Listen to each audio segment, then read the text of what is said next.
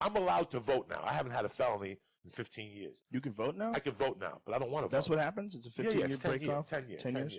But I don't want to vote because what were my choices last year? Palin, the old guy, and Obama. All three of them were bad choices. Okay. They weren't intelligent. I mean, you know what I'm saying?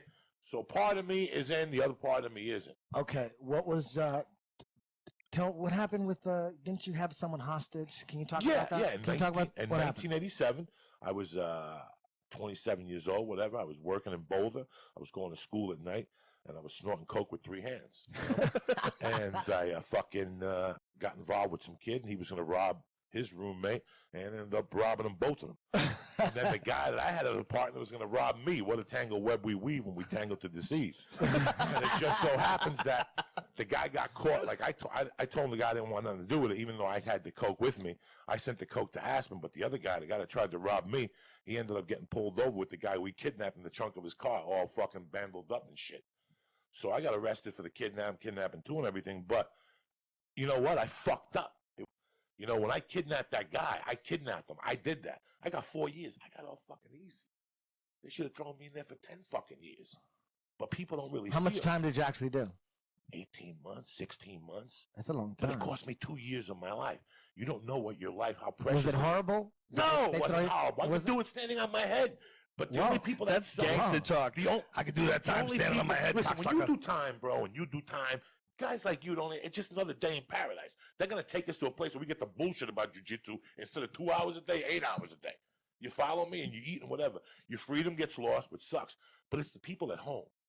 It's not you or whatever. I could do whatever the fuck I get. Bro, my genes are from Cuba, motherfucker. Tell me about. I smoked the weed Castro smoked before he went to the mountains to take over. You understand me?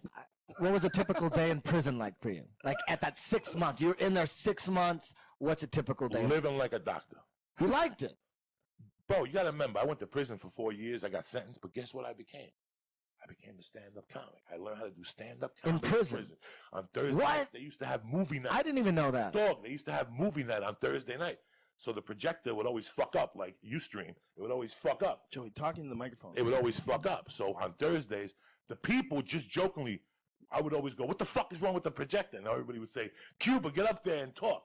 So I would go up there on Thursday nights. It was, there's 200 people, and like 100 of them were black. So they go, Cuba, go up there and talk. And I would make fun of the black guys. And like, what would you say? We'd make fun of the kitchen. Like the fucking kitchen. This is the beginnings of your stand-up career. What'd you say? We used to make fun of. I used to be. That's how the movie starts. Bro, the first day in prison, they made me a baker.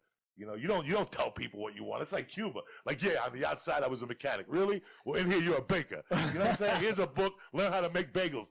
And I made these cinnamon rolls, dog, that almost blew up the kitchen, right? These motherfuckers were big. So that afternoon, they fired me as a baker. And they made me a fucking dishwasher and a stockroom clerk, right?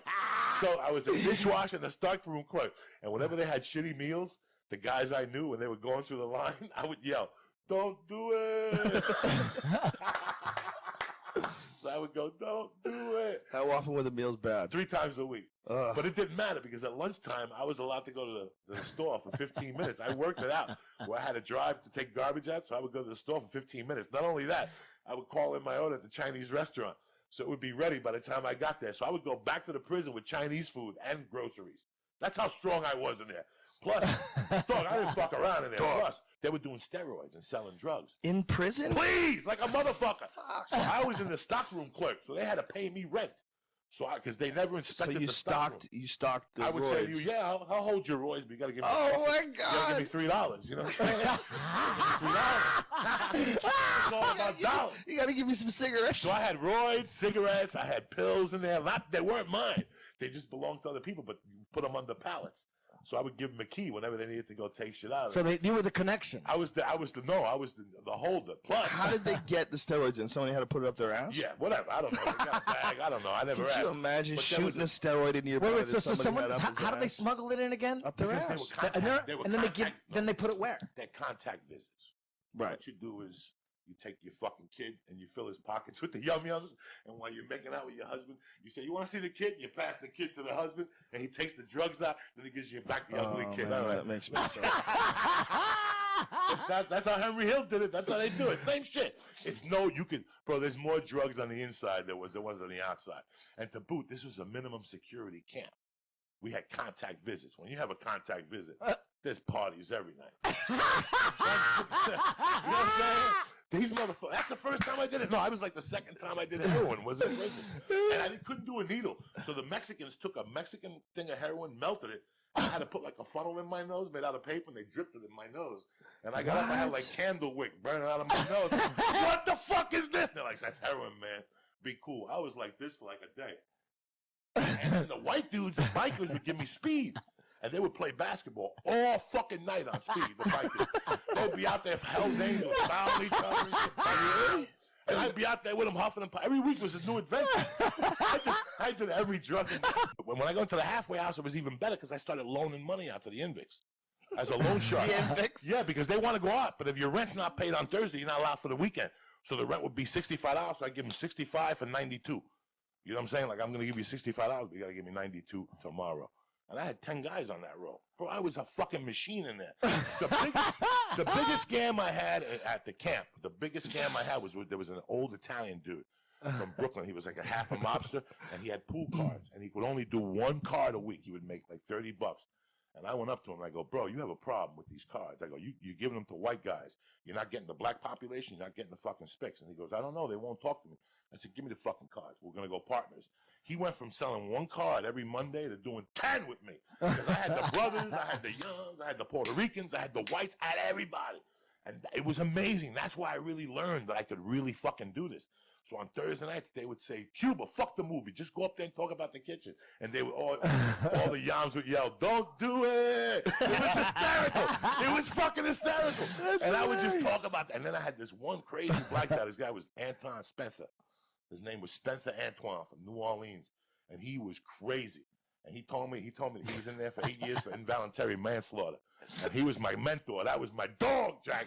He was fucking nuts. And he would tell me about, like one day some guy nailed him $2. And he comes to the kitchen. He goes, did you see that guy? And I go, no, I think he's packing and leaving.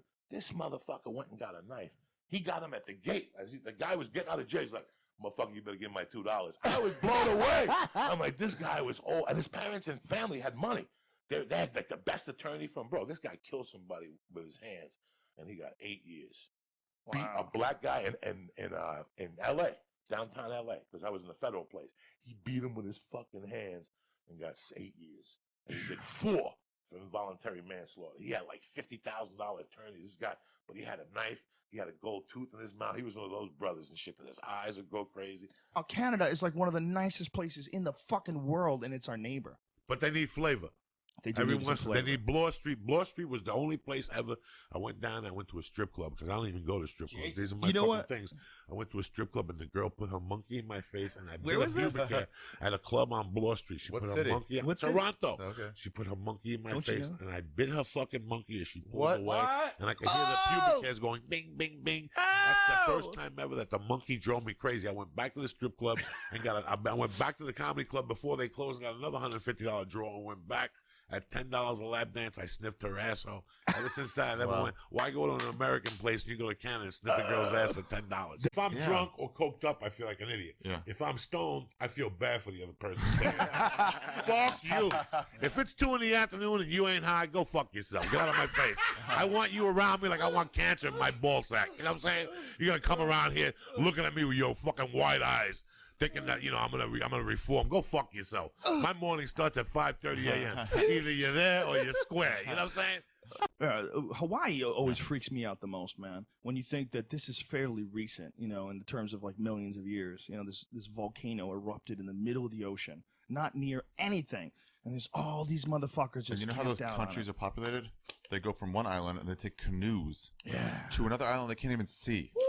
They don't even know it's there. They just start canoeing out. Yeah, and they did it back before GPS. I don't even think they had fucking motors. You think they went to Hertz and said, "Let me get a GPS"? They didn't give a fuck. They got a blanket and took a chance. You know what I'm saying? Go east, cocksucker. Wait till your dog gets fucking. Wait till your dog's pregnant, comes out with a fucking iPhone, cocksucker. You dirty bastard. And you have to call fucking America's Most Wanted. You filthy fuck. I did see my friend Mike Ascalise one time get an eel out of the Hudson. Slits it open and eat his fucking heart. What? Do that. Give big rounds of applause. Give rounds of applause. Where's all the party people who's drinking, Who's got HIV? Go fuck yourself. You know what I'm saying? Let's just bust this motherfucker out. We smuggled. I had to bring mushrooms once to Jersey, and when I brought them to my friend's house, I put them on top of the table. His name was Danny Bianculo, and we left, and his younger brother came home and started eating them. Oh, He thought they were like French fries. And started eating. No. And we're hearing, and he's like, the fucking shrooms, that's my brother. Oh, no. His brother was like 10 or 11. Oh, Wow. no. This motherfucker ate half the bag. We were scared to take him to the hospital. No. So we just left him there. We went out. We came back. Listen, So, we are just you left him there. serious? Listen to this. We were scared. But you don't know this family. This family, the mother shot at him with a gun one time. Danny was the kid that I was at his house, and he would be doing a line of coke while his mother was shooting steroids in his fucking ass. Do you know what that's like?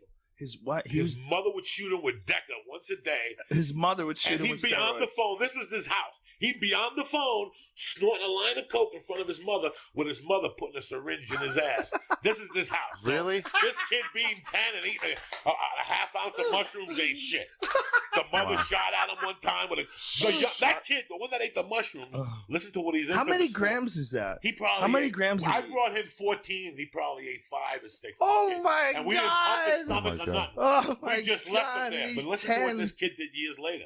Let me tell you how smart that acid made him. Years later, that kid's doing 20 years right now. Because he For robbed- what? For robbing a bank with a fish in that, with a fish hook down a night deposit. He took the money out of the fucking thing, like 30 large out of a bank. Took a cab to fucking New York and took a flight to Hawaii. And you know how they caught him? Because he gave the cab driver a $100 bill.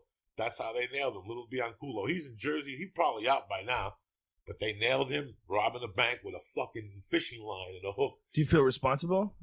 Maybe, but fuck it. He had No, a good he time. doesn't You know feel what I'm saying? responsible But at here's all. the funny thing. He ate the mushrooms. We went out to have a party. We get back at 3 and he goes, oh my God, all the lights are out in the house. He goes, that's amazing. Because this guy's house was always rocking. He had sisters that would party with drug dealers and the mother. We walk in and all the lights are out. We turn the lights on. The brother's in the living room, the young one, sitting there by himself with all the lights on. He looks at us and he goes, what? I ain't tripping. And we just broke out. We just broke the fuck out. We just broke out. Because 8 hours later, What? I this ain't little tripping. kid was in the living room, just my fucking sweating profusely. He had his shirt off. He had the air on. It was fucking classic.